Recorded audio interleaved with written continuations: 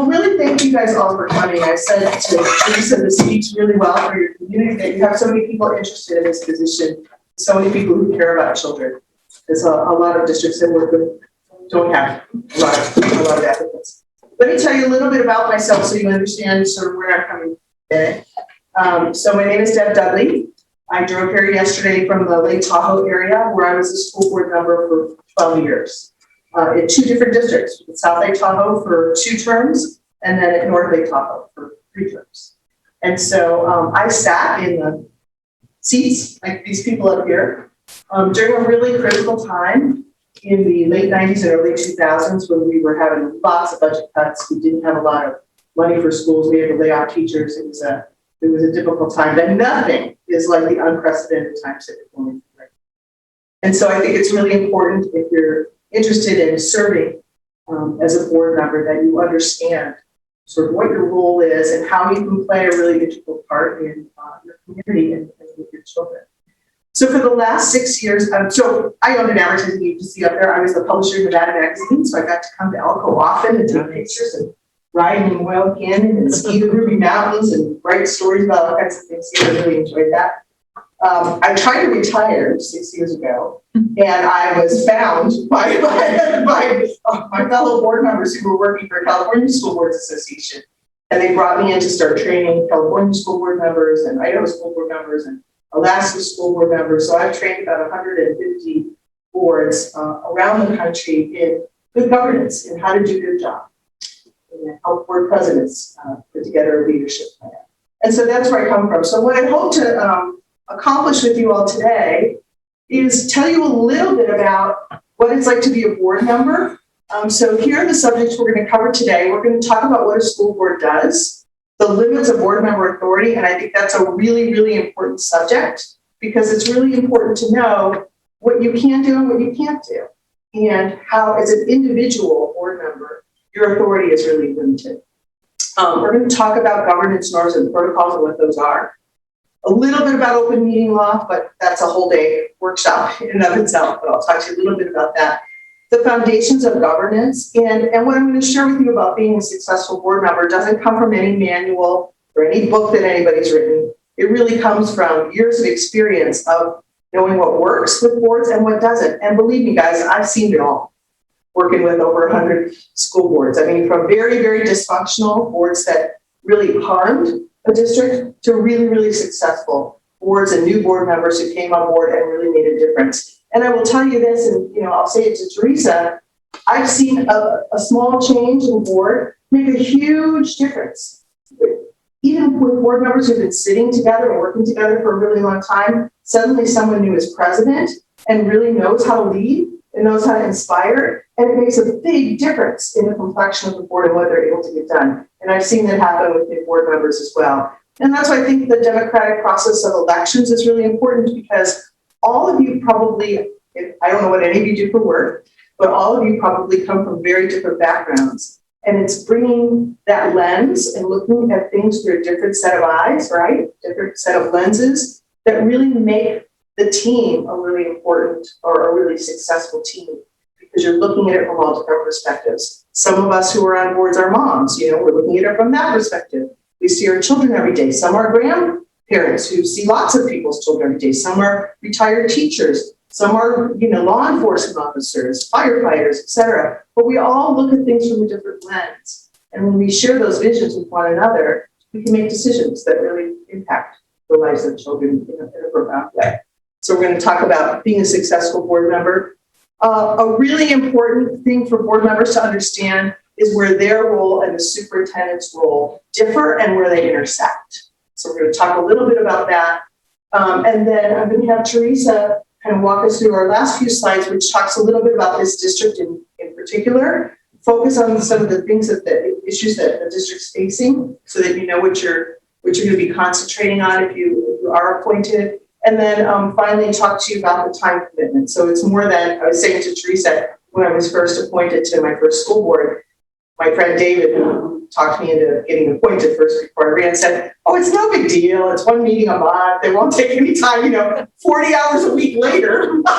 I was a school board member and saying, oh my gosh, what did I get myself into? So it's important that you understand the time commitment, that it's not just what it takes to prepare and what the expectations are. And then I want to take your questions about governance and Teresa about the district or anything you want to know. So we'll get started.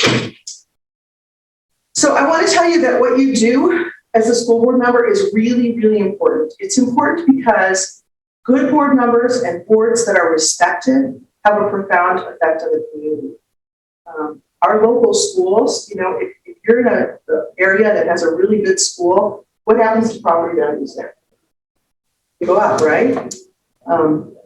Districts who have dysfunctional board members or losing superintendents or there's a lot of turnover, you know, that gets out in the community. So it not only affects the education of children, but it really affects your entire community. So local boards make decisions that affect virtually every aspect of local schools, determine how your community's children are educated, support teaching and learning, and determine how tax dollars are spent. That's a really important part, right? That's why you're held accountable for how the dollars that you spend. This has a little bit of a delay. The board's decisions impact children and their parents, obviously. Livelihood of school system employees. So you have a whole bunch of employees who are depending on the decisions that you make because it directly affects their lives. The economic well-being of the neighborhood and community confidence. Community confidence, I always tell boards, is your number 2 job. Your number 1 job is hiring a good superintendent, because that's really who's running the district and making things happen. But community confidence is really important, and I think we're really bad at it as board members across the country, because we don't talk about the good things that we're doing in schools. We're often very reactive to the bad things that people hear about, right? Or reactive to complaints, or they're reacting to things that people are unhappy with. But we very often don't talk about all the good things that we're doing in our school and celebrate all our successes. And so the community only hears about the bad things and the reaction to them, and we're not proactive in talking about the good things. So I tell every school board member who gets elected or appointed, you're in charge of your community being confident in the work that you do. So let them know. Make sure you can talk to them in a way that they understand about what you're doing and the decisions that you make. Communicate. So, what happened there? But, so ask why are you running? Yep, hold on, I think we're having an issue with our Zoom is what we're trying to figure out. Okay, we can't understand. You can't hear me on the Zoom? You want me to get my? Let us know why. No? Okay, this is intimidating. Stand up. Yeah, right? You don't want me to sing, believe me. So think about why you're running. Have a clear vision for why you want to serve as a board member. They're probably going to ask you that question in the interview, so I would have something prepared about that. Why do you want to be a board member? The most successful school board members don't serve with an agenda in mind. So I suggest to you that if you have something in particular that you want to change, and all of us do, I mean, you wouldn't be running for this position if you didn't think that you could make a difference in the system. But if there's something that you think you want to change, remember that you've got to convince, in this case, 6 other people to do it before it could happen, or at least the majority of those 6 other people to do it. So never run with an agenda in mind. Be open to the big picture. One of the things one of my mentors said to me, and it really didn't strike me until my 3rd year as a board member when I became board president. He said to me, you know what, Deb, I noticed that when you come into the boardroom, you have your agenda kind of marked up and your board packet marked up with maybe yes or no or your questions. He's like, I don't do that anymore as board president. I said, well, why, David? You know, I read my packet, I made my notes. He's like, I want you to come in as board president with a totally open mind and don't make a decision about anything that we're voting on until after you've heard what every single one of your board members has to say about it and what your community who might be in the audience has to say about it. Only then should you distill down all those messages and make a decision, because you really need to see it from a variety of points of view. And when you make a decision before you come into the boardroom, you're only looking at it from your point of view. And I can tell you that profoundly changed the way that I voted. And it profoundly changed the way that I thought about governance. It was the best advice I got, and it made me a stronger president, I think, a more inclusive president. So if you do have an agenda in mind and we all have something we want to change, think about, where does this fit? And what am I going to do to convince all these other people to come along with me, right? Think about where it fits in the big picture. But a lot of listening. We do a lot of listening when we're a new board member. Understanding your role, most new board members are surprised to find that although elected, they have no individual authority to change any aspect of the district. The authority lies within the vote of the majority. And so that is a really big surprise to a lot of board members. They think as a board member, and you know what? Your community doesn't know that either. I say it should be on the back of our board member business cards that says, I have limits of my authority. I, as an individual, cannot change anything. It takes a vote of the board. Because, you know, your community doesn't know that. They're going to say, Teresa, I elected you. You're my board member. I went door to door to get you elected, Teresa. Get my kid in a different kindergarten. You know, they don't know that Teresa doesn't have the authority to do that. And that it's really important to remember that you're coming in and you're working, you're elected as an individual, but you serve as a member of a team. And the authority lies with the vote of the majority. Okay, time commitment. It's really important to understand the amount of time, and we'll talk about that at the end of the meeting, that it takes to be a board member. It's not just reading your packet and going to an occasional open house and going to your monthly meeting. It really takes a lot of time and energy to do it right. And that's that community confidence piece that I talked about. Remember that you're the liaison between what's happening in the school district with your outside community, and that's two-way conversation. You're talking about the great things that you're doing in your school, and you're hearing what dissatisfaction maybe some parents or people or teachers may have with what's happening in the district. And you have to sort of be the spokesperson for, especially for your area, about what's happening. But I want to remind you too that even though you're elected or appointed by area, when you sit up here at the dais, you represent all children of the school district. So you represent all the Elko County children.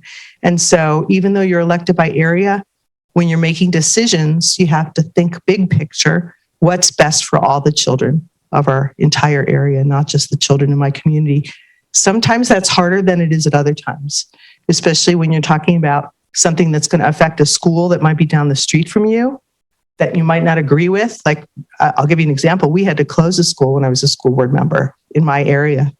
Did I want to do that? Did I get a lot of flack for doing that? Yeah, you better believe I did, but I knew it was what the best thing we could do for our district. We had to condense because we had a lack of population in a particular area and we couldn't keep that school open with just 10 kids in it. So we had to do what we had to do. But that was hard to do. It was hard to explain to the people of my area why we had to do that. You're committed to focusing on a broad range of district concerns rather than a single issue. It's going to be like drinking through a fire hose. Just telling you, trying to get a drink of water through a fire hose. So much information is going to be coming at you your first year or two that it's really hard to distill it all down. So you pick up what you can. And that's why it's really important that you act as a team, that the board act as a team, because you really need to rely on each other. You need to rely on each other because something that Teresa might get, I didn't get, or something that I got, she might not have gotten. And so you need to really rely on each other to discuss these items, look at it from every different point of view and make an informed decision. Remember that you're focused on the big picture, the vision, not the day-to-day operations of the district. And sometimes it's hard to distance yourself from the day-to-day operations of the district, but that's really the job of the superintendent and the staff. For instance, if you get a complaint, remember you have no authority as an individual, so you can't fix that complaint. But the best course of action is usually to suggest to the person who's coming in complaining to you, let's say that example of I want my child in a different kindergarten, Teresa should tell that person, have you talked to the teacher? Have you talked to the principal of that school? What answer did they give you? That's where I suggest that you go. If that doesn't get you anywhere, then you can go to the superintendent's office or you can go to the district office. And, you know, we have a procedure called the uniform complaint procedure where you can make a complaint or you could make a suggestion or maybe even talk to the superintendent. And I always said as a board member, when a community member came to me with a problem, let me know how that turned out. And most of the time I had a great superintendent, the superintendent would tell me before that person ever got back to me and say, so-and-so came to talk to me, and here was the resolution. Here's what we did. We could move her child, or we couldn't move her child, or the classes were all full. There was nothing we could do. So that when that person called me again and let me know that they were still unhappy, I already knew the outcome, but I also knew why we were doing what we did. So you wanted to keep it internal. And remember, you can't solve the problems, but you do want to be a sympathetic ear, and you are a representative. You're elected or appointed by your community. So you do want to make sure that you're accessible when there are problems. So realities of school board governance, and there are many, but the first one, I'll reiterate again, you're appointed as an individual, but you serve as a member of a team. You don't have the authority as an individual to fix any problems that you might have, and you're not campaigning, but in a campaign year that you might have campaigned to fix. And that's why I laugh when I see some school board campaigns and I'm going to change this and I'm going to change that. And in small type underneath their campaign slogans, it should say, but I really can't do any asterisk, really can't do any of that. Your success as a board member is really tied to the success of your entire board, right? And you guys feel that and see that here. There are no successful board members on boards that aren't successful. No individual is a successful board member if their board and their district is not successful, if everything isn't working together in harmony. Successful trustees are always mindful, right? You come into the meeting thinking about, and this is, mindfulness is one of my biggest, I'm a big advocate for mindfulness. And that when you come into the board meeting, you need to be thinking about, I'm here to serve the children of the district. And that's the filter by which all decisions have to be made. Is this good for the children of the district? And sometimes when I go into troubled districts, I say to them, you know what the problem is here? You're putting adult needs above children's needs. And when you put adult needs above children's needs, you will lose every time because you're here to serve the children of the district. And, there are lots of examples of districts that have put adult needs above children's needs. An example I use all the time is way back when I was a board member, we used to give teachers and administrators lifetime benefits when they left the district. Well, I can tell you how that's impacting my old district now. They have thousands of people with lifetime insurance benefits and no way to pay that deficit down. And so what does that mean? Larger classrooms. And that was an example of a board that came before me that put adult needs above children's needs. So something, a good filter to have. Governance is a human experience, and we're all human. We all come to the dais with prejudices or thoughts or opinions, and so be patient. You have to be patient with each other, be patient with yourself.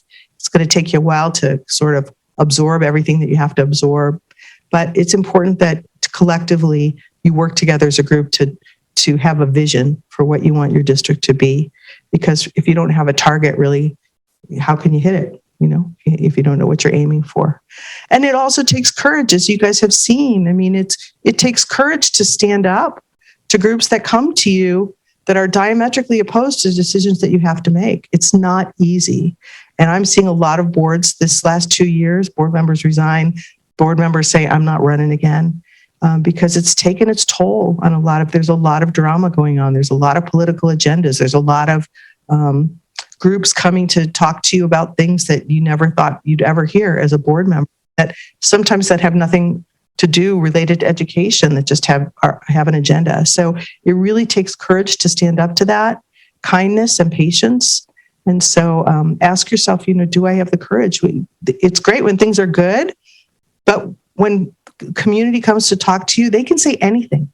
We can't limit what they say other than if they're using bad language or getting violent. You can't really limit what they say. And it was a big shock to my system when we had community members come and say bad things about me to my face at the dais that were broadcast all over the place, right? Because our board meetings were live streamed.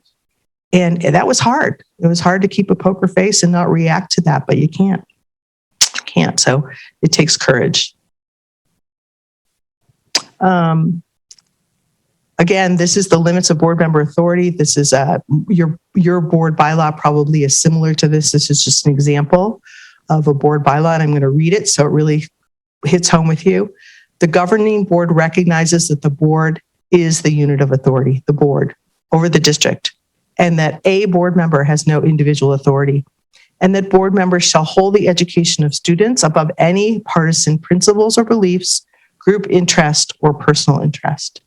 So really, really important, even if you do have strong beliefs about something, the unit of authority lies with the board. So what is the job of a school board member if you have no individual authority?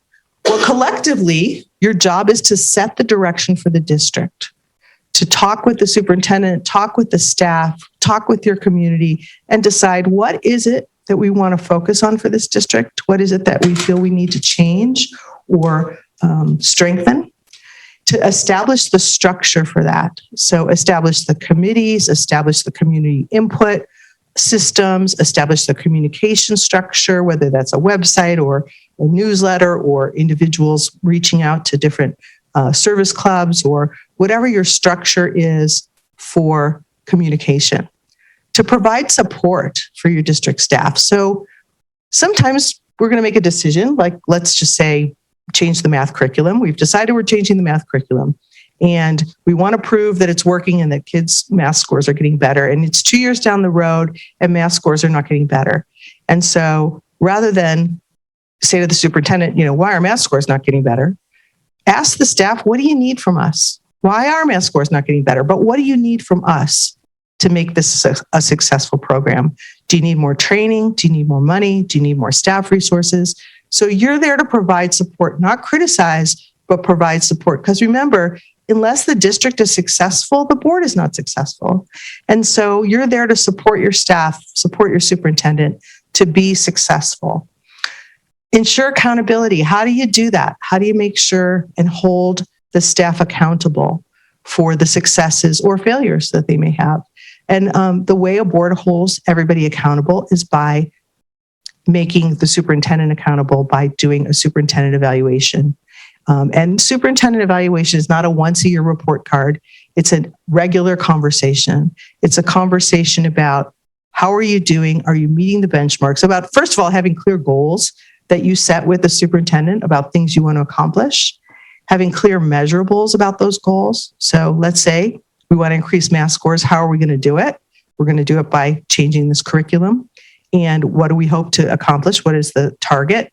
Well, we want to see scores go up on tests 2 points in a year, 4 points in 2 years. Okay, so being very, very clear about what your goals are and being very, very clear about how you're going to measure them. So during superintendent evaluation, you can take a look at whether you're meeting the mark, getting closer to the mark, or getting further away from it, and then adjusting. Just like I'm a sailor, I love to sail on Lake Tahoe. It's one of my favorite sports. So just like sailing, you adjust your sails when the wind changes, right? When things aren't going the way you want them to go, you have to adjust your sails. And the same is true in education. When things are not going or working the way we thought we would, we change. We have to pivot. We learned that lesson very well in COVID, didn't we? Like, who would have thought 3 years ago that we could successfully have kids learn the way that they're learning or the way that they've learned in the last 2 years? I mean, it's not the optimal thing that we'd like to do, but we did it. Right? And I'd say my frustration as a school board member is that things changed in education way too slowly. It took too long for change to happen. Well, this taught us that we can make change happen really, really rapidly, and we can be really good at it. We can pivot pretty quickly. So I think we learned a lot from that, and I think that's going to benefit us all going forward. So a good school board member should act as a community leader. People will look up to you and hold you accountable for what's happening in the district, right? So you need to be someone who can speak to your community, feels comfortable representing what's happening in the district to your community and knowing how to sort of navigate those waters of people being happy with you or unhappy with you.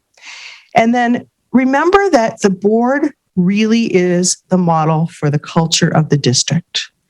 And I could give you so many examples of this. I just don't even know where to start, but I'll just tell you that if a board is dysfunctional, if board members aren't working well together, if board members are bickering and arguing, I have seen with my own eyes the trickle-down effect of that. And that means they lose superintendents, they lose good staff people, the staff doesn't feel motivated, and they're not respected, and the direction they give to staff isn't respected. So it's really important that there's a certain decorum that happens in board meetings of respect, of mutual respect for one another, of speaking to each other respectfully, and being good leaders, just being strong, good leaders. And I always remind boards, especially in this day and age of Zoom meetings, you're modeling leadership for the children of your community. This is what they see. They're watching your board meetings. And if you're bickering with one another or talking over one another or arguing at a board meeting, what does that say to our children? We teach our children not to bully in school, and then they see their adults up there bullying one another. I mean, I'm not saying for your district, I'm just saying what I've observed. It's very disheartening to me that boards don't understand that they're modeling that behavior. So really, really important to have a good culture and think about the kind of culture you want to have in your district. Do you want a culture of inclusiveness where everybody feels like their voice is heard? Or do you want a dictatorship sort of culture? I mean, really, it's really important that you model the culture that you want in your community and for your staff. So 4 principles of effective governance. So it's easy. It's only 4 things. Anybody could do 4 things, right? Seems like it's easy. The best boards have a unity of purpose. They're all rowing in the same direction. That means the board and the superintendent and staff all know really clearly what they want to accomplish. So unity of purpose, understanding their roles and responsibility, and that's what we call developing norms and protocols. So understanding that board members stay within their role, understand what their role is in making a decision and what the superintendent and staff role is in implementing the direction. Have a positive team culture. And that's why when I do a new board member training for new boards, I have them establish some norms of behavior. And norms are simple things. They're just like, we won't talk over one another. We'll give each other a chance to express our opinions. We believe that all opinions matter, things like that. Protocols are how do we do things? So you agree as a board on how you do things. So something like a complaint. If we get a complaint, here's what we do. We turn it inward, right? We take it to the lowest level, what in the military they call it chain of command, right? We take it to the lowest level of the chain of command, principal, teacher, principal, and then superintendent or other administrator. So we understand how we're going to do things. Protocols can be something just as simple as we all arrive on time for our board meetings. We agree that we're going to do that. We all arrive on time and we all arrive prepared. Or a protocol for here's how we elect the president, or here's how Teresa was just talking about their protocol for how they're appointing new board members. This is our protocol. We're going to do these interviews and here's what we're going to do. And protocols have to be, and they're just agreements that you make as a board together to decide how you're going to do things. They don't come from any rule book. Protocols are very, very different from district to district. For instance, one district I work with in a small community says board members can drop in on schools anytime. That's our protocol. That's what we're comfortable with. Other districts say no. Teachers aren't comfortable with that in our district. You should make an appointment. If you want to visit a school, you call the superintendent or their executive assistant. They make an appointment for you, and then you go to the school. Or other districts they work with say the superintendent and board members always go to a school together and visit the school. So every district develops their own protocols, and they're sort of the gentlemen's and gentlewomen's agreements of how we work together. So, but they're important. And once everybody's on the same page and knows what the protocols are, it also helps the president remind a board member, we know you maybe didn't know this, but our protocol for visiting schools is this, so you get a bit of a rule book. So it's important to develop those things. And also having protocols tells your community in a very transparent way how you do things. And some boards I know have their norms and protocols like posted back here on the dais. And they say, especially in districts that are big and where people can sometimes misbehave or audience members can sometimes misbehave. I've had board presidents point to those and say, I'd like you all in the audience to read our protocols. This is how we agree to conduct ourselves when we're in this room. And we hope that you as our audience member will abide by them as well, right? We don't raise our voice. We don't use bad language. So they come in handy sometimes. But those are your 4 principles of effective governance. How do we do this? We make sure that we are the oversight for the citizenship of our community, okay? And by being the oversight, you listen to what's happening in your community and you are the voice for that community to the district. For instance, an example of a district I work with, the staff really thought that math scores were really, really important, right, to some students of their students. And the parents were saying, yeah, that's great, but we don't think our science curriculum is up to speed, right? So you have to sort of temper that. You have to let the staff know, yeah, maybe you guys think math is important. What we're hearing out in the community is they'd really like to see our science programs enhanced. So you have that discussion and you figure out how you're going to make those things work. And so, because that's, the staff's in touch with your students and parents every day, but they might not be as candid with them as they are with you, the member of the board that's out in the community every day. You concentrate on success for all students. Okay, so all students being equal, you think about each student as an individual, and you think about what their needs are, and you're there to meet those needs. One board I worked with, I loved, going back to mindfulness, the new board president was a yoga instructor and a very meditative sort of person. So she opens every board meeting with 1 minute of mindfulness. And what she does is she goes around and takes pictures of the kids at whatever school she visited that particular month and just shows them up on the slides before they get started and say, remember, these are all the little lives we affect with the decisions that we make. And it really puts everybody in an interesting headspace, when they sort of put a name and put a face to the decisions that they're making. You have to act collectively and openly. And like I said, that's a whole day seminar talking about open meeting law, but that's why we have open meetings. That's why your meetings are open to the public. 99% of the decisions you make as a board are going to be done here in an open meeting so that the community understands. And it's important that the community hears the dialogue that happens. So communities lose confidence, believe it or not, even with a board that's very cohesive with one another and votes very well together or acts very well together. If there isn't some dialogue, I hear from the community all the time, oh, that's just a rubber stamp board. They're just in the superintendent's pocket. They just go up there and vote yes on everything he asks for, right? So it's important that even if you've asked the question, even if you're comfortable with the way that you're going to vote, you come prepared to express why you're voting the way that you're going to vote and have some dialogue up there. So the community knows you're not a rubber stamp board. There's thoughtful conversations and thought process going into the decisions you make. And that's why our meetings are open. There's a couple things that you do in closed session. One of those is staff issues. If you have staff, your legal counsel is here, so you can discuss personnel issues. You can discuss legal issues and negotiations. I think you can discuss negotiations in closed session and any real estate transactions and things that you're doing. But did I miss anything? I think that's about it. Yeah, that's about it. Everything else is done in open public session.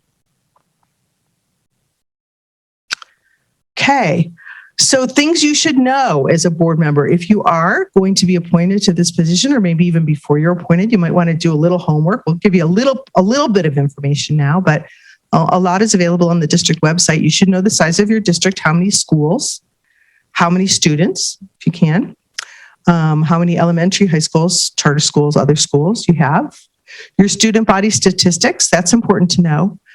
Your ethnicity of your students, your special needs students, how many English language learners you have, low income, foster youth, military families, etc. It's important that you understand that mix. Because remember, each of those student groups have very different needs. What works for one doesn't always work for others, and some might need more than others. So think about each of those student groups. Your current issues, think about the issues in your community. Do you have a teacher shortage? Are you having problems with teacher housing? Are you having problems attracting good teachers? Be aware of what the issues are that you're going to be dealing with. Ask questions about the budget health of your district. How are we doing? Are we doing okay? Do we have enough money to do what we need to do? Are we going to have issues with teacher negotiations this year? Do we have enough money to give raises? Is that a big issue? Can we cover costs of healthcare for our teachers and our employees? Are there any union issues? Most importantly, get to know your fellow board members. This is often tricky. Like school board members say to me, but yeah, there's this thing called the, open meeting law. We can't meet with more than, with 7, you can't meet with more than 2, right? 2 board members, 3. You can't meet with the majority of the board. So 4 of you couldn't get together and have dinner and make decisions and say, collude, if you will, because you're supposed to be making those decisions in an open meeting. But that doesn't mean that if you're appointed, you can't have coffee with Teresa and you can't have coffee with another board member and not talk about school district stuff, but just get to know your fellow board members as a person and get to know what drives them and why they're serving. And I think it's really important that you get to know each other as one-on-one as individuals. Not try to remember the open meeting law says that you're not supposed to be making decisions behind closed doors. So you don't want to get a bunch of people together for coffee and decide how you're going to vote. But it's okay to get to know each other as people and get to know what drives each other and see what you have in common. It's amazing what common ground you can find when you know each other well. And it's amazing to me when I go to work with a board that people have been together and sat on the dais for 5 years together, have never had a meal together, like as two individuals. Like, really? You guys never went out for dinner or something together? They just meet up once a month right there, and that's all they do. So it's important that you get to know each other. That you have an expectation for your weekly time commitment. You know, Teresa's a mother of 7 and she does this. How? I have no idea. I mean, I could barely do it with 2 kids and they ate top ramen a lot because I was at board meetings. So I don't know, but be aware of your time commitment. Things you should do. Really important that as an individual board member, you are prepared to accept the will of the majority vote. Now, in this day and age with social media, that's sometimes really hard to do. Especially, it's really easy when you're walking out the door, or when you get home and you're mad because the vote didn't go your way, to post on Facebook. I don't know what the rest of my board members were thinking, but I wouldn't have voted that way. That's really easy to do. It's really the worst thing that you can do, because remember, one of your number one jobs is community confidence. And the community is not going to be confident in the board if they feel like individual board members are not confident in the work that they're doing. And so I always say to board members, you don't have to agree with every vote that's taken, but you do have to not be an impediment to the majority, the will of the majority moving forward. And posting something against it on Facebook is being an impediment, right? Just like speaking to the media. And I've had board members do this, write an op-ed in the newspaper about how the rest of their board were idiots because they voted for this particular thing. Well, what does that do to your community? It just says, I don't know about those guys. They can't decide on anything together or come to conclusions. They can't get on the same page. So it's really, really important that you are, if you get appointed to this position, that you're willing to accept the will of the majority. Okay. Whether you believe in it or don't believe in it, agree with it or don't agree with it. You don't have to come out and say, yeah, I'm behind them 100% if you're not in your heart, but just don't be an impediment to whatever the majority decides moving forward. Does anybody have a question about that? Because that's kind of a big piece to embrace. Nope. Okay. If you do later and you want to talk to me personally, you can. Accept responsibility for confidentiality. Really, really important. Some of the things that you're going to be talking about in closed session, if they get leaked, could cost the district a lot of money, and could cost children a lot of, bigger class size because you've lost the money. I'll give you a quick example. In my district, we were buying up 7 properties to expand a school, and we got the first 6 for less than we had budgeted for because they were old Tahoe cabins. People wanted to unload them, and we bought them, and we had a lot left in the budget that we had thought we were going to need for buying up this properties. Well, the 2 90-year-old women who owned the last little cabin that we were trying to buy got wind somehow that we had a lot of money left in the budget, and they got about 10 times for their cabin what we would have normally had to pay for it. Somebody leaked it from closed session. Now, we don't know who. I still to this day don't know who, but that cost the district hundreds of thousands of dollars because somebody leaked this information. So really, really important that you embrace confidentiality and you understand your role in confidentiality. You represent your board and your district to the public. We talked about that already. You refer complaints and refrain from individual counselor action. You refer them inward. You be familiar with your state laws and regulations and policies. And it's really your superintendent and the executive assistant in a lot of cases to remind you if you're doing something or going against a policy, or if there's a potential conflict of interest between what you do for a living and something that the district's doing. So really important that you understand that.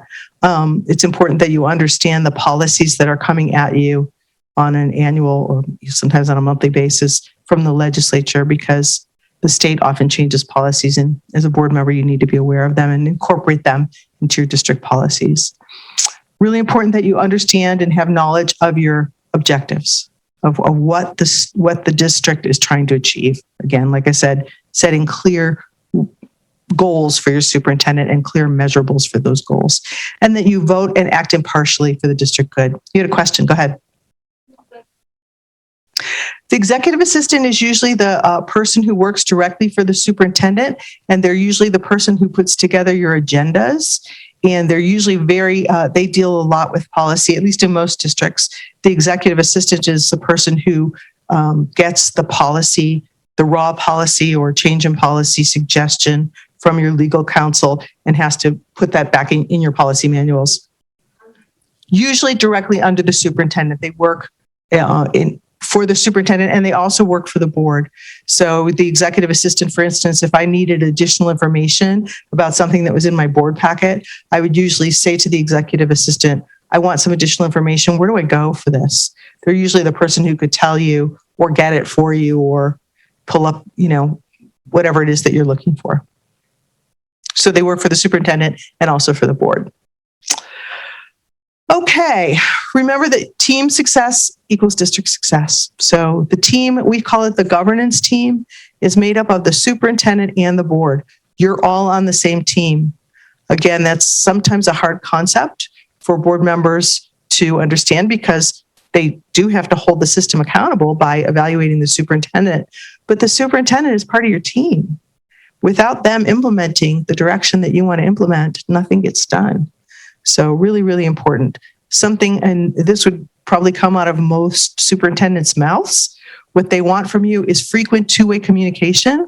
Talk to me, I'll talk to you, right? You want to hear back and forth from one another. If anything is happening in the community that the superintendent should be aware of, they want to hear it from you before they hear it from the media or from a phone call. If you know about it, same holds true in the reverse. If something's happening in the district that you're going to hear about in the grocery store, you should probably hear about it from your superintendent first. If there's been an incident on campus or something going on. The no surprises rule. Good boards don't get up at the dais and ask for a piece of information that's going to be a surprise to staff or the superintendent. It's really important that if you're going to have questions that are going to come up at the dais, that the staff be prepared. So let your superintendent or staff member know, hey, I'm going to be asking this question. Even though you've given me the answer to it, I'm going to ask it again in public, because if I had a question about it, I think the community might have a question about it too. So again, that communication, let them know what information you want or you want them to enhance at the board meeting. Understanding clearly your roles and responsibilities, committing to professional growth, because it's a growth process being a board member, and regular evaluation, not only of your superintendent, but of the board as a whole. I always suggest that boards do a board self-evaluation about once every 18 months to say, how are we doing? Could we be doing better? Where did we go wrong? What mistakes did we make this last year that we would do differently if we could? So, sure.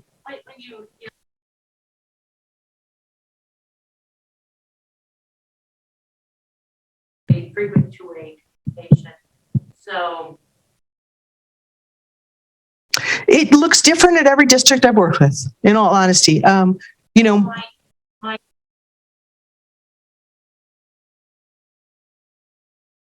her or his team and say, these are some issues that or how does that? Well, usually the superintendent wants to communicate with the team as a whole. Oh, I see. Okay, so usually, Right. and that can come in the form of a Friday update that you all get. Here's what we worked on this week. Here are the issues that happened this week. We all get them. The closest communication is usually with the board president and the superintendent because they're deciding on what's going to be on the agenda. But a lot of boards I work with rotate in one or two other board members at every agenda setting session so that they're aware of how an agenda works. They can get their particular thing on the agenda if they want it agendized at some point in time. But again, frequent two-way communication, you talking, I had an open phone line to talk to my superintendent anytime I wanted, even when I wasn't board president. Vince would say, just call me. And when I got my board packet, he'd always call me, and he did this with every board member a day later and say, hey, Deb, anything that you see in the board packet that you need more information on or have any questions on. And sometimes I would say, hey, Vince, I really had problems with the kids this week. I didn't get a chance to read it all. What were the highlights? What should I really be focusing on? And he could give me some ideas of what I should be focusing on. But think of the superintendent as part of your team, because they are part of your team. Thank you. Okay, so we talk about the role of the board and the role of the superintendent. The board determines the what. What is it that we want to accomplish? Let's use the example of school safety. We want our schools to be safer, superintendent. We're hearing from our community that our schools are not safe enough. We want them to be safe. There's bullying going on or people getting on campus that shouldn't be on campus. That's the what, okay? The board determines the what. And the what comes from what you're hearing in your community, what you're seeing when you're visiting schools, what you're hearing from teachers. The board determines the what. So you give the superintendent and the staff that directive. We want our schools to be safer.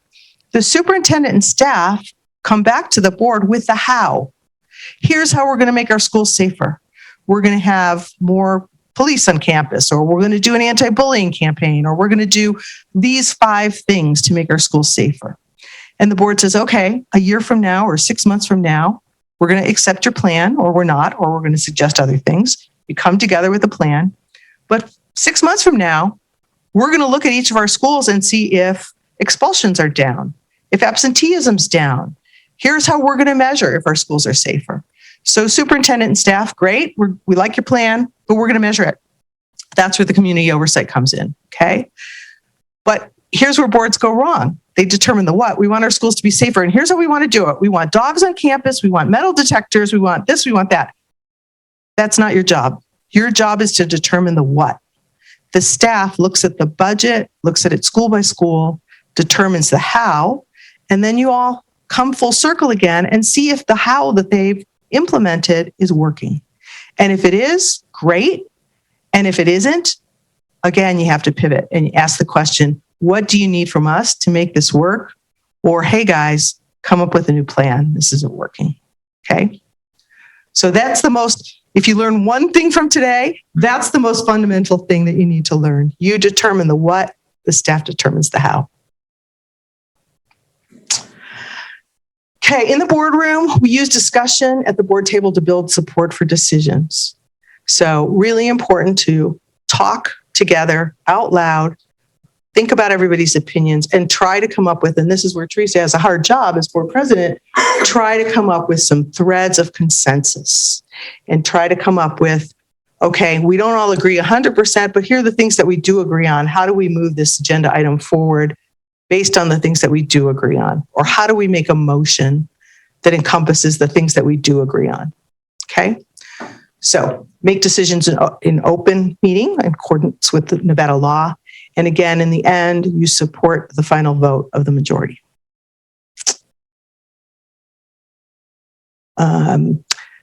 This is the ethical part of being a board member. You do your homework before the meetings. You make sure that you read your board packets and that any questions that you have about in the board packet are answered before the meeting, or at least you give the staff a heads up that you're going to need more information to make a decision so they could come prepared at your board meeting with additional information.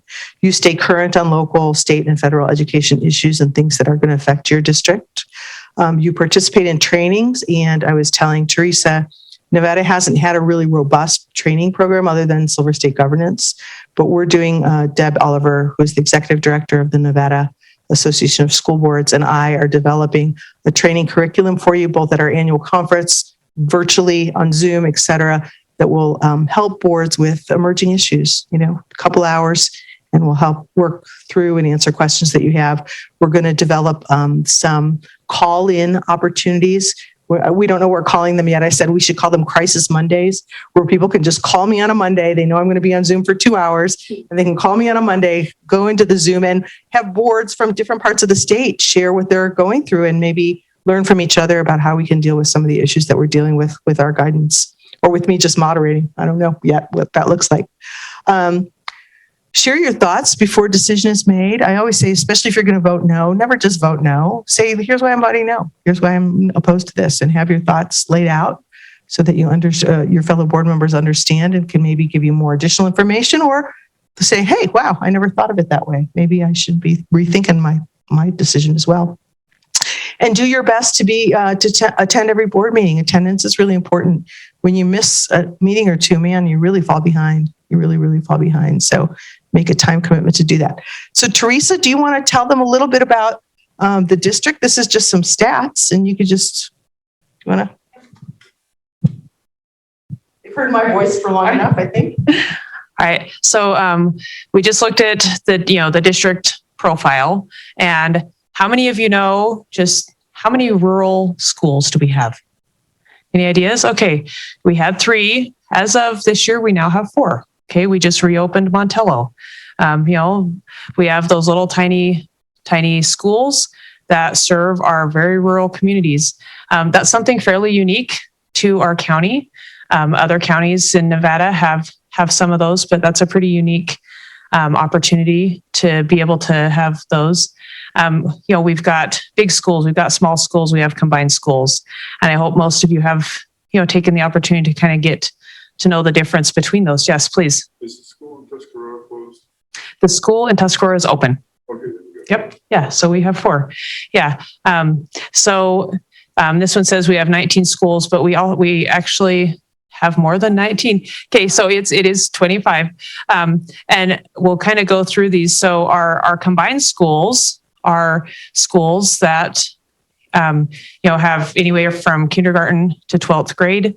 Some of them meet in the same building, but most of them are at least in the same location. For example, Wells, their middle school or their junior high and high school are in the same building, but their elementary school is just down the street. They operate a little bit differently than our elementary schools and high schools that have a separate principal.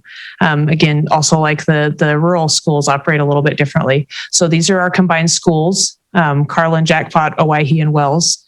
Then elementary schools.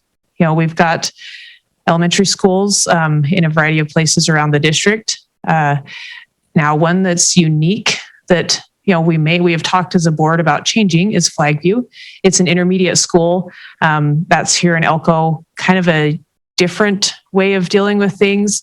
And sometimes they say, I feel like we're in elementary school, but I feel like we're a junior high. And so that one's an interesting one that the board hopefully here in the future we'll talk about maybe some changes with Flagview, because I know we've heard a lot of feedback from the community about maybe we could change that. Maybe we could change that. That's one too many transitions for our kids. So we're going kind of through these a lot pretty fast. But the other elementary schools, again, we've got them in, several in some communities, just one in others. These are our rural schools, which I've already talked about a little bit as board members. Take the opportunity to go and visit, because every school is unique. Every school has its own personality, and it's really fun to get to know those different schools and their personalities, I guess is a way to put it. Go ahead and go to the next one. So this one is new for anybody who has not had an opportunity to really be involved with the board. This is the Battleborn Youth Challenge Academy. It's a quasi-military academy that is just out of Carlin. We provide teachers and staff and administration right now, and they provide the staff. And that school is unique in this district for many reasons, but one is we take students from all over the state to come to this school. It's not just Elko County students. And it's a school where we try to help serve students who may otherwise not be successful in school. One thing that's really unique about this, and I hope if you have the opportunity to learn more about this academy, each of these students has a personal mentor that they work with while they are there in the academy. And when they are finished, that mentor stays with them for at least a year to help them become successful in life. Again, these are students that face a lot of unique challenges that they need someone to really help guide them. And so those mentors carry on with them. So this is a really interesting addition to our district, which we're grateful to have. More, Right. more districts. Because What breaks my heart is when kids fall through the cracks, they just don't show up and nothing resonates with them. And that's a unique opportunity for them to have somebody who one-on-one cares about them and can maybe make a profound difference in their life. So the last thing I'll say to you is quote from Thomas Jefferson: "When a man assumes a public trust, he should consider himself public property." So again, it takes courage to apply for this position, because people will feel like, you are their representative. They elected you, or you're appointed. And I hope if you are appointed, one of the things you should think about is, am I ready to run for election once my appointed time is over? Because it takes, I would say, having done this a while, 3 years to start to feel comfortable in your position as a school board member, to really know what's going on. And only by your second term do you really feel like you can really make a difference, because you're just learning so much the first year. Hopefully our trainings will help you accelerate that process a little bit. But, there's going to be public scrutiny of what you do, and you have to have a bit of a thick skin, and just know in your heart, though. And what I always came back to is, I'm doing this because I love the children of our community, and every decision I make is based on that love.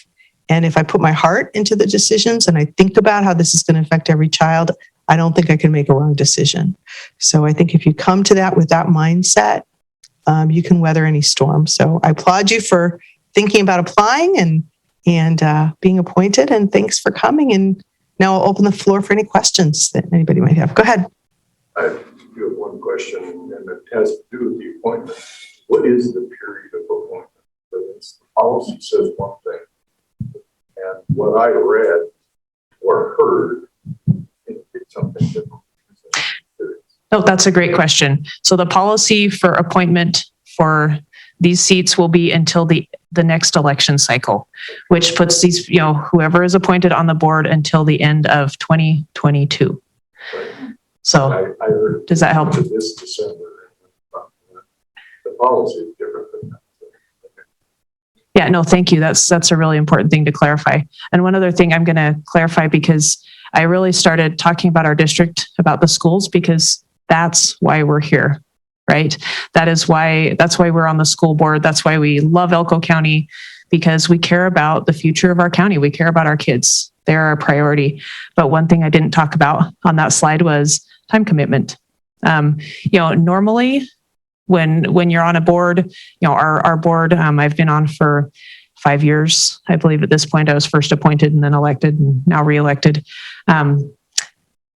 Normally you get, we meet twice a month, the second and fourth Tuesday, except July, we only meet the first Tuesday. In December, we only meet the second Tuesday. In December, we only meet the first Tuesday. So there are 22 board meetings a year that are on the calendar. So you get your board information on board docs, and usually it might take you an hour, maybe 2, maybe half an hour, depending on what's on board docs, to prepare, so that when you come and you sit up here and you're making decisions, you don't have to have made a decision about, I'm going to vote yes or no on this, as Deb talked about. It is a team effort to talk through things and talk about, opinions, stances, processes. But you do need to be prepared. You do need to know the information that is there. Reach out if you need something. I loved Deb's thing about no surprises. Come prepared. But if you have questions, reach out to the board president, reach out to the superintendent, reach out and find out the answers to those in advance. So you're not coming and, putting a staff member, what's the word I'm looking for at the moment? Just putting them on edge because suddenly you've asked them a question that they're like, well, could you have asked me that an hour ago? And I would have had a great, response for you. I would have had a chart for you to look at or information. Don't come and just try to put our staff on the spot. We love our staff. We love our teachers. We love our administrators, and we want to take care of them. And as board members, it's our job to prepare so that we're not putting people on the spot. So just know that in normal times, that's the time expectation as far as board meetings. We love for you to go and visit schools. Generally, our policy here, and this can be discussed as a board, is you just talk to the board president and say, hey, I'm going to go visit this school. I talked to the principal. They said this would work out great. That way we just kind of have communication about who's going to be where. All right. So we love for you to do that. Attend activities and events when you can. Go ahead. As far as visiting schools, just a question on that. So say, couple of members go out and visit schools. Is there an opportunity to come back to the board and talk about what they observed, or is there a protocol that you use to come back with some information? Yeah, that's a great question. Every board meeting, there's a little item that says board member matters. And that is when you can come back and you can report, hey, I visited this school. This is what I saw. This is what I heard. This is what exciting things are happening, or, whatever. So that's a great opportunity to come back and share that information. It's a great opportunity also to give the community that information that you were talking about earlier about this is what good things we do in the world. Yes. And we do so many good things in this district, and we would love to hear more of them because there's so much good that goes on. So I'm just going to talk. Oh, go ahead. There I'll go are on. limitations to, so say you're in one district, can you visit schools that are outside of that? Please.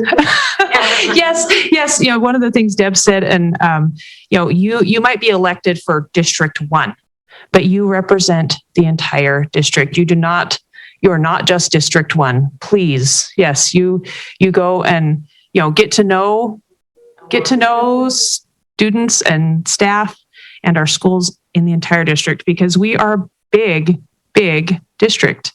We're the third largest in the state of Nevada. Geographically, we are massive. And so it is a time commitment. If you happen to be running to Twin Falls for something and you say, hey, I'm going to see if I could stop in Jackpot, please, make those opportunities. You're not going there to scrutinize what they're doing. You're not going there to tell them what to do. You're going there to observe how things are going in the district and take the opportunity to see great things happening. So I'm going to talk a little bit more about time commitment right now. It looks a little different. We are rebuilding a board. We are hiring a superintendent. So the time commitment right now is a little more extensive than you would normally expect. For example, over the next 2 weeks, we're going to have 2 special meetings to interview board candidates. We will have potentially some special meetings to interview superintendent candidates when we get enough candidates, to apply after we've filled the board a little bit more. There are times you will have some special meetings, depending on how we want to work with the new superintendent or an interim superintendent. We may have committee meetings, and usually those will be set, no more than an hour once a month, but potentially it could be more or less. Just be aware there needs to be a little bit of flexibility, especially right now as we're rebuilding. So any questions on that, please? How far in advance do you need to actually notify the public of these meetings? Okay, that's a great question. So our board meetings are on Tuesdays, and we have to have the agenda posted by Thursday morning at 9 a.m.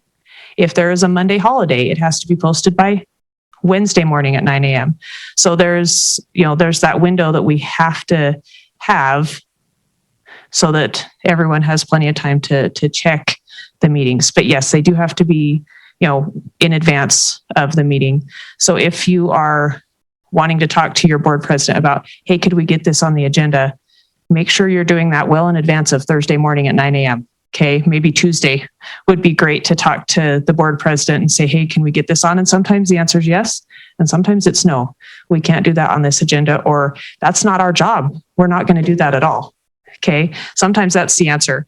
And as board members, it's important that you recognize, like Deb talked about, we're a team.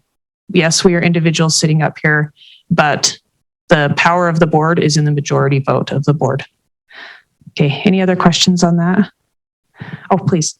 The special ones, are they open to the public too? Yes. The only thing that would be open to the public would be a closed session meeting if you're talking about personnel or, things like that, or legal things. And then you do that in closed session, but even when you come out of closed session, you do have to report whatever action you took in closed session in a public way. So you don't, go over the intricacies, but say you decided to purchase a piece of property, you'd have to disclose that during the public part of the meeting. Go ahead. I'm Ira Waynes. I'm sorry, say again? I'm Ira Waynes. I'm the other board member that. Oh, hi. Anything you want to add? Could you speak to school board member, say right now, letter to the editor and signing it. So-and-so, Elko County School Board Trustee. Yeah. The impact that has, Yeah, absolutely. social media posts, Mhm. signing it. Mhm. I touched on it briefly, but remember I said that you have to be prepared as a board member to not be an impediment to the majority vote. So really, really important to remember that the spokesperson of the board is usually the superintendent and the board president. Those are the two people who speak for the board. So let's just say someone sends a letter to all of you, all 7 board members. It's not appropriate. And again, this is where we develop protocols for every board member to respond, other than to say, thank you, we received your letter. The board president or superintendent will be responding to your request or to your complaint or to your inquiry. Because if the community gets a different opinion from every member of the board or a different piece of fact, well, who are they going to believe? So it's really important, especially in a crisis situation, that you have a chain of command and that the official word on whatever the situation may be come from either the board president or the superintendent or both jointly. And they sign that letter together. Really, really important. Again, remember, there's a limit to board member authority, that when something is put out to the media or put out to the public, it should represent and be a representation of your collective decision, of your collective thought process. When one board member writes a letter to the editor, well, I've seen it done well and I've seen it done terribly badly. So I've seen a board member on a board I recently worked with who has a great way, she's a great writer, she was a reporter, and she has a great way of sort of distilling down really difficult, really complex situations and putting them in ways that people can understand. And the whole board said to her, Kathy, keep doing what you're doing. Write those letters to the editor and tell them about the good stuff that we're doing and dispel some of the information that they're putting out in the media that's incorrect. So we're comfortable with you doing that. But the whole board collectively has trust in her to represent the feelings of the whole. Any of the things that she writes are never her opinion. Now, can we tell you as an individual person that you can never express your opinion to the media? No, I can't tell you that, because that's your right as a human to do it. Is it good governance? Probably not. It's probably not good governance, especially if it's something that is going against something that you're being an impediment to the will of the majority of your board, right? It's not a good idea. Just like it's not a good idea. And unfortunately, I see this all the time, especially in California, where everyone's on social media, where board members are disparaging each other on social media and saying nasty personal things about one another, or disparaging the vote of the board, or disparaging the information that the superintendent presented at a board meeting. All that does is erode community confidence. And again, that's one of your top 2, other than hiring the superintendent. The community having confidence in the work that you're doing is the most important thing you do. And the only way they're going to have confidence is if you have that unity of purpose, you guys speak with one voice, are rowing in the same direction along with your superintendent, and you're proving to your community that you're accomplishing the goals that you set out to accomplish. Did that answer your question? Mm-hmm. Yeah, Okay. I just thought it would be good information. Yeah, it's good information to hear. Coming aboard. Go ahead. My question is about your, when you were talking about the chain of command. Mm-hmm. So, because I'm coming from it as a teacher's perspective, are the educators in this district allowed to like email or talk to the board members if they feel that there's something that the board members need to know? Or do I have to follow? I don't know the answer to that question. What's the norm?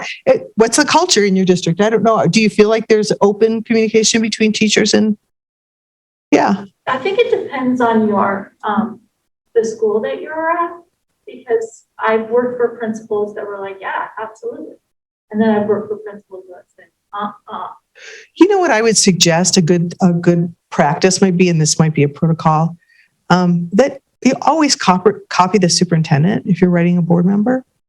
Again, remember, they're all part of the team, and you don't want to make it feel like you're going above your boss, or you're trying to tell tales on your boss or how things are running, or you're principal or whatever, if you're going to talk about an issue or talk about a personnel issue or whatever in your school or something that needs to improve in your school, copy the people that are going to be affected by it. Copy your principal, copy the superintendent, and send it to the board president. There's no need really to send it to every board member because remember, the response is probably going to come from the board president, but I don't know a board president who doesn't share those letters with everybody and say, you know, or any board member, if you get a letter, share it with everybody. You want to all be on the same page. You want to all, and that's the other, you know, one of the things I say when individual board members say, I want to come in and meet with finance because I have a question about this. That's okay. As long as finance knows that whatever information they give you, they give everybody. Because when you come to the dais, you all want to be in a level playing field. We don't want Teresa to have any piece of information the rest of the board doesn't have, so that you can all make decisions collectively. And that's where we get into those muddy waters when one board member is in the district office every day and getting, you know, meeting with different staff members and getting pieces of information. And then they're the investigative reporter, right? And they come to the dais and say, well, what you guys didn't know is I met with finance and this is what I found out, right? That throws a whole nut in the works. So it's really important that one of the protocols, one of the top ones I always suggest to a board is that every piece of information is shared with everybody on the board and the superintendent. Any letter that you get, any complaint that you have is shared with every member of the board and the superintendent. And the outcome of that complaint or the outcome of that request for information so that you're all on the same page.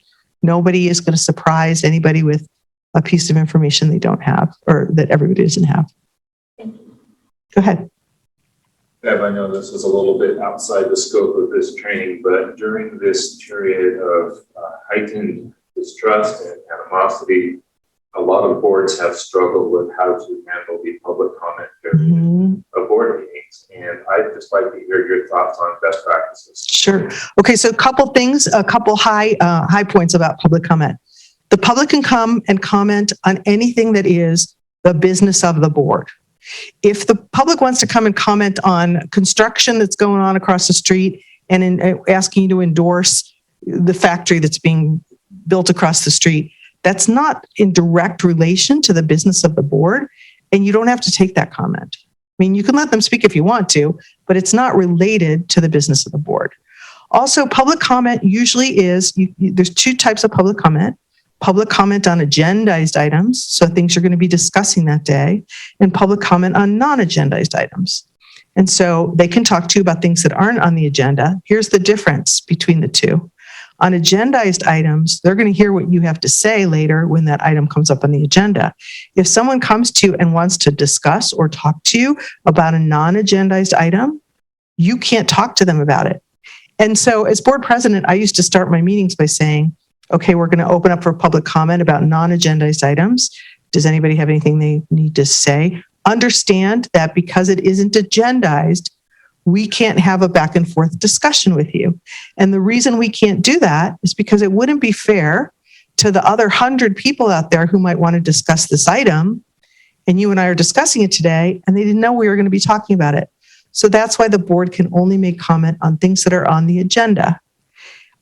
It helps also to have this is in a whole training, but a governance calendar where the public knows when you're going to be talking about what. Like every February, we have a facilities report. Every March, we have a test score update, whatever it may be. And you have a calendar laid out for the year that tells the community about when you're going to be talking about something. So if someone wants to come in and talk to you about the gyms and lack of facilities, you say, please come to our February meeting. That's when we have our complete facilities report. And that might be a good time for us to have this discussion. But, you know, out of respect for the rest of the community, we can't really talk about something they didn't know we were going to talk about today. So, but I think what you're talking about is disruptive persons who are coming in to disrupt your meeting or take over your meeting or filibuster, if you will, at your meeting. So there's lots of different things you could do. It's important that you have a policy on disruptive persons if you don't already have one. Most boards have a policy that goes something like this. If someone uses bad language or goes beyond their 2 minutes, what's your time frame? Do you let them speak 3 minutes? Goes beyond their 3 minutes or whatever, you politely ask them to stop. If they do not stop, they get a warning that if you don't change your language or if you don't stop or if you don't talk to us with a more respectful tone, If that happens again, you'll be removed from the meeting, or we're going to call a break in the meeting and you'll be asked to leave the meeting, and sometimes forcibly removed from the meeting. So I know you guys are cringing, but believe me, this is happening every day with boards that I work with. LA Unified comes to the meetings in armored cars, they have armored vehicles to take their board members to the meeting. I did a training there and I had like 4 guards with guns around me doing a training for their board. They weren't even voting on anything. So, there are districts that are really in a state of upheaval right now. And there's a lot of stress and I think we're all going to come out of this with PTSD. And when it's all said and done for groups that are coming in, and a lot of times, and I'm seeing this in Nevada too, groups are coming in that aren't even in your district, that are coming in to talk to you about their political agenda. And so do you have to listen to it? Yeah, if it has to do with school business, you do, but you don't have to react to it. And there's a lot of different strategies you could use for controlling, and we'll talk about those with the board president, and I talk about it in my board president's training that you could use to control those things.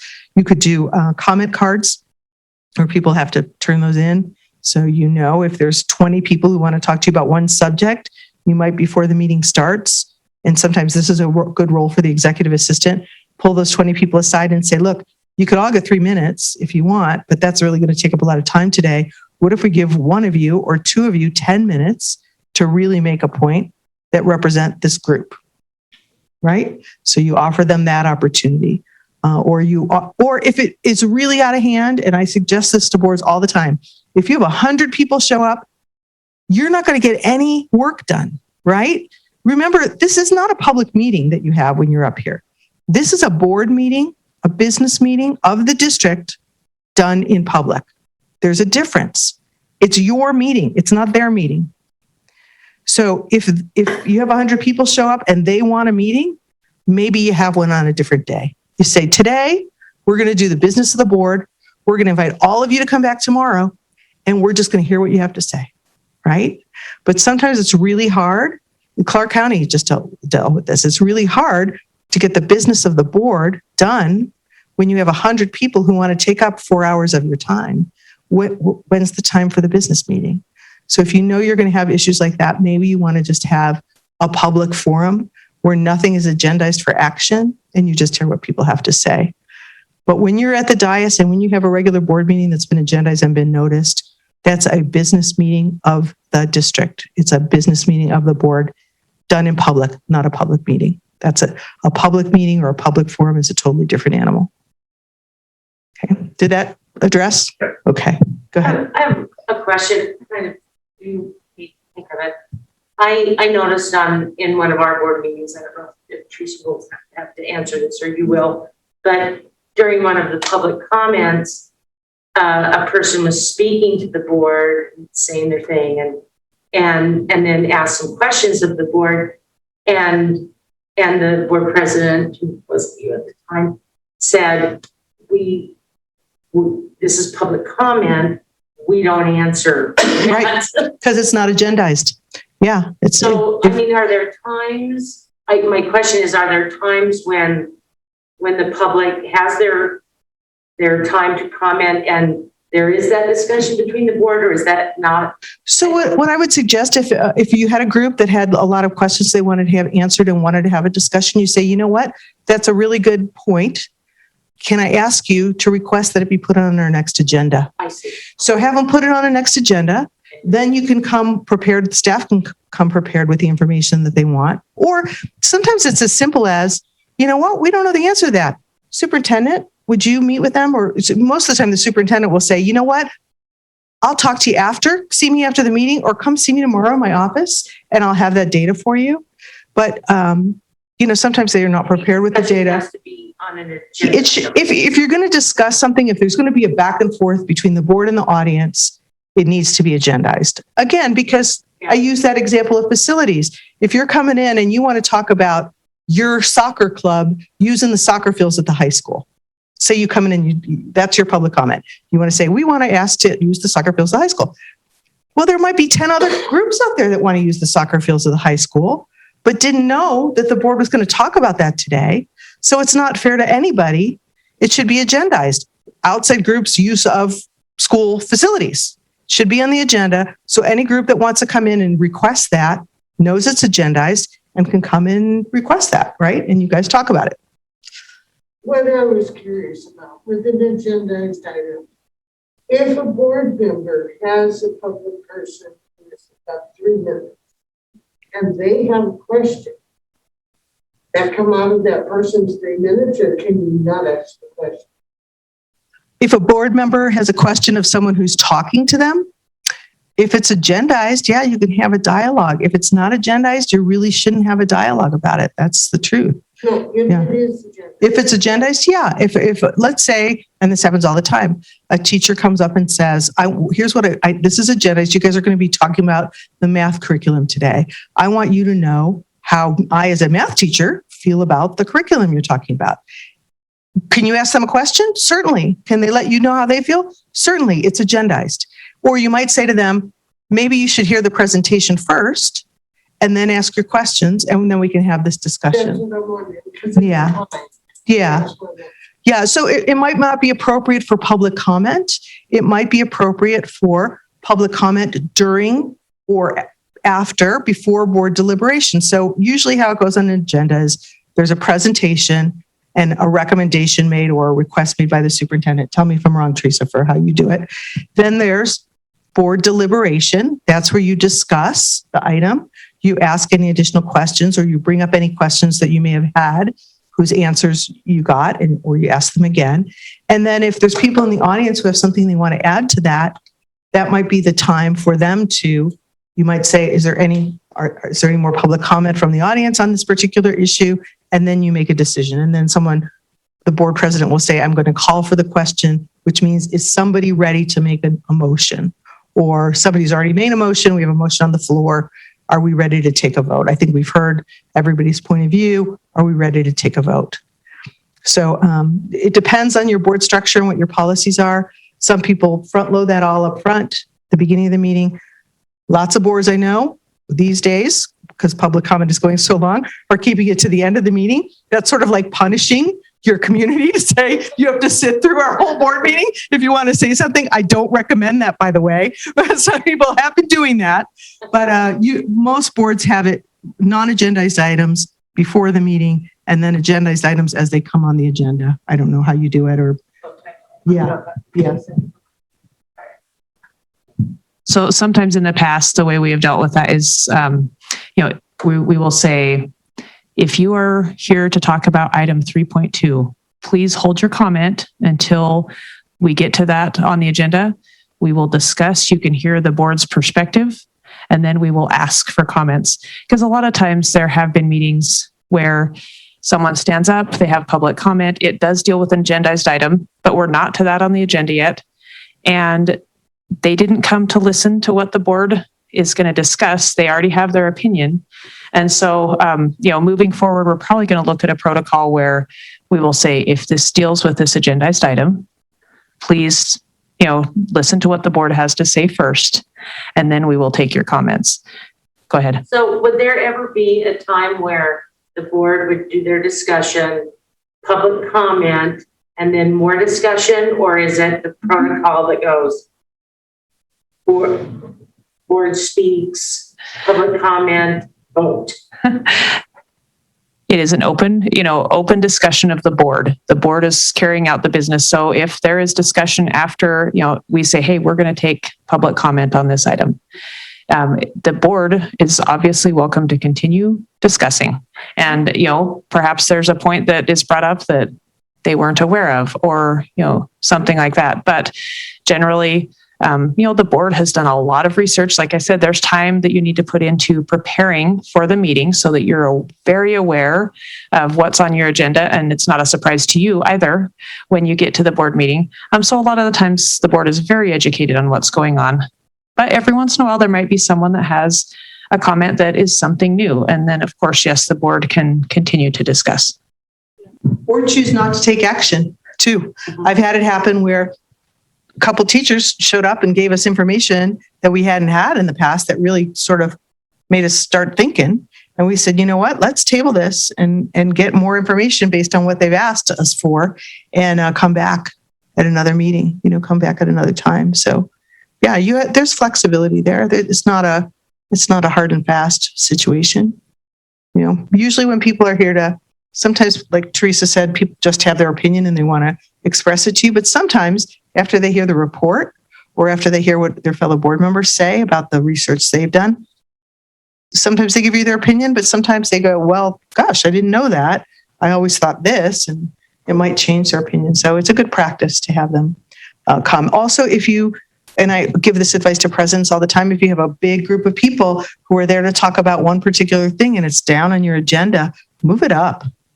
Move it up. And, people have lives and kids and stuff at home. So as a courtesy, move that item up on the agenda, get it talked about, get it taken care of, and let those people go home if they want to go home. Okay. Well, thank you all for being here. Any other questions? If you got one more? Couple more questions. Sure. There's going to be a lot of report.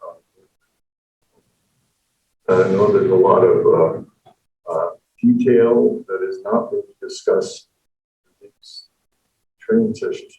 What are the future plans for training for new board members? Well, funny you should ask that question. Teresa and I have been talking about it. So as soon as we have a new board in place and a superintendent in place, I want to come back and do some in-depth all day, at least one all-day training with the board so that they can establish those things they talked about earlier. Norms, what do we want our culture to look like? Protocols, how do we agree on things that we do? And if there's any one-issue board members who get appointed to address that and talk to them about when that comes into play and how that comes into play. Okay.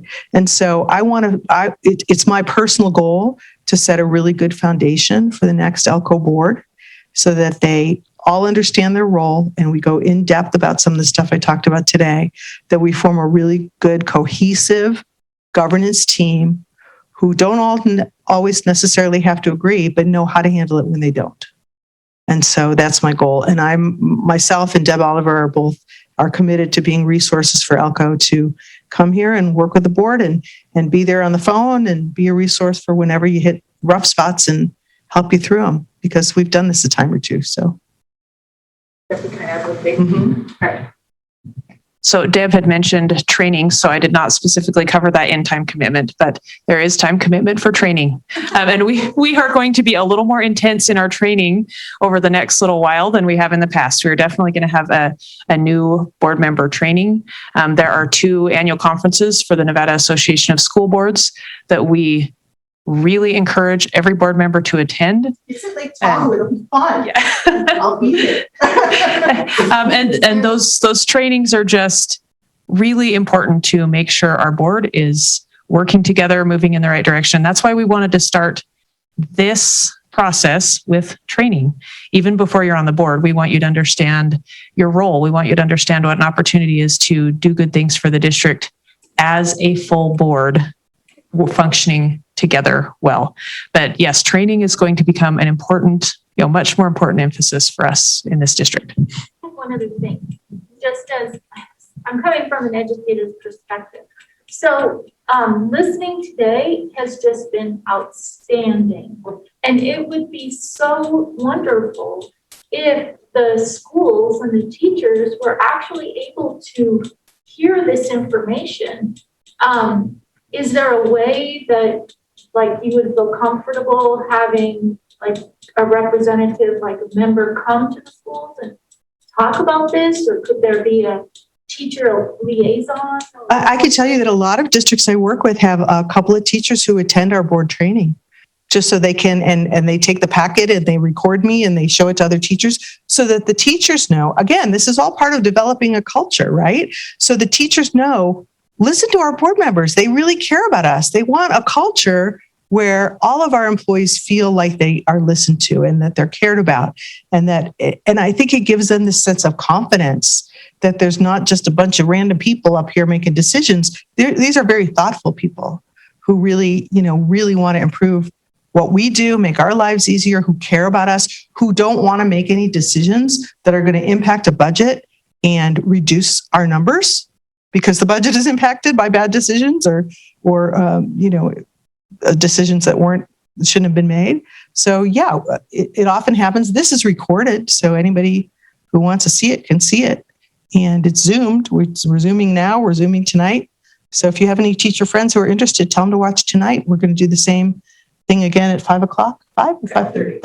That's our normal. Yeah, they can come in on the Zoom. And if we had people on Zoom, they could ask questions too.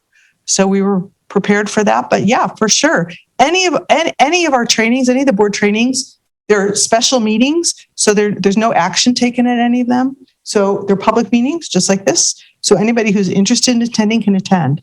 So any of the training sessions I do are open meetings. And we often have community members, teachers, union representatives, et cetera, present. They don't get too involved in the discussion because it's sort of a team building exercise. But often they give us some good perspectives. I allow them to speak up. It's pretty informal.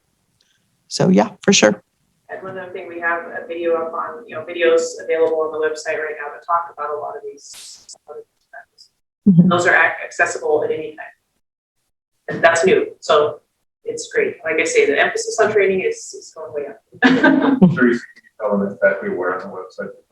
Okay, yeah, I will. I know some of you have watched them, correct?